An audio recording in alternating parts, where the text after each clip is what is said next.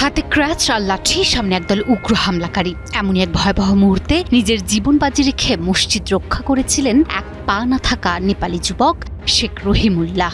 পবিত্র মসজিদ রক্ষা করতে জীবন বাজি রাখা নেপালি যুবক শেখ রহিমুল্লাহর সেই অবিশ্বাস্য বীরত্বের গল্প এখন বিশ্বজুড়ে।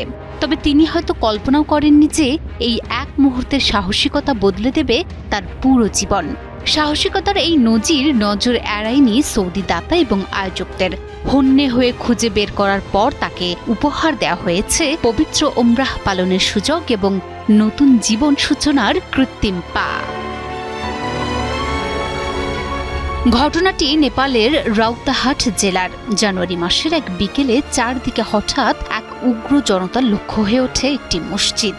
চারপাশে যখন ভয় আর আতঙ্কের থমথমে নীরবতা, ঠিক তখনই দৃশ্যপটে আসে এক নিঃসঙ্গ যোদ্ধা। এক পা না থাকা সত্ত্বেও ক্রাচ ও হাতে লাঠি নিয়ে মসজিদে হামলা করতে আসা একটি দলের সামনে দাঁড়িয়ে আছেন শেখ রহিমুল্লাহ।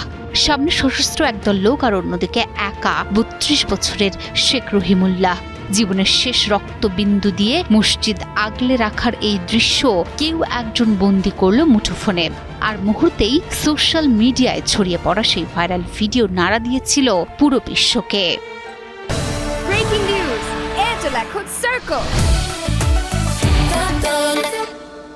বাদ যায়নি মক্কা থেকে রিয়াদও। সৌদি আরবের পুরো ইন্টারনেট দুনিয়ায় তোলপাড়। শুরু হলো এক নজিরবিহীন অনুসন্ধান। কে এই অজ্ঞাত পরিচয় বীর? কোথায় আছেন তিনি? নিখোঁজ ধাঁধার মতো তাকে হন্যে হয়ে খুঁজতে শুরু করলেন সৌদি নেট জনতা ও সমাজসেবকরা। অবশেষে নেপালের ছোট্টগ্রাম রামপুর সন্ধান পাওয়া গেল শেখ রহিমুল্লাহর। কিন্তু তিনি তখনও জানতেন না তার এই এক মুহূর্তের অদম্য সাহসিকতার নেপথ্যে সৃষ্টিকর্তা কি লিখে রেখেছেন। রামপুরের সেই সাধারণ যুবক শেখ রহিমুল্লাহর বীরত্বকে সম্মান জানাতে এগিয়ে আসেন সৌদির দাতা ও আয়োজকেরা।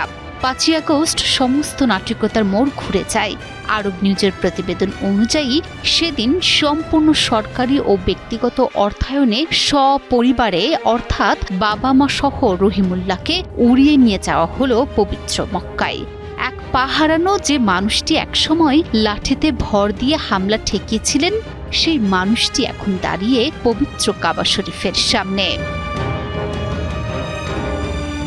কেবল ওমরাহ পালনই নয়, দুর্ঘটনায় পা হারানো এই যুবকের জীবনে এলো আরেকটি বড় উপহার।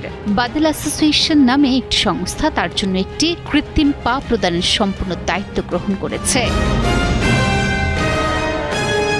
গত ১৪ই আগস্ট হৃদয়ে অবিস্মরণীয় স্মৃতি এবং অসীম কৃতজ্ঞতা নিয়ে পরিবারের সাথে নিজ দেশ নেপালে ফিরে গেছেন তিনি। একটি সাহসী পদক্ষেপ কিভাবে একজন মানুষকে সোশ্যাল মিডিয়া টাইমলাইন থেকে পবিত্র কাবা প্রাঙ্গণে নিয়ে যেতে পারে, শেখ রহিমুল্লাহ আজ তারই এক বাস্তব উদাহরণ।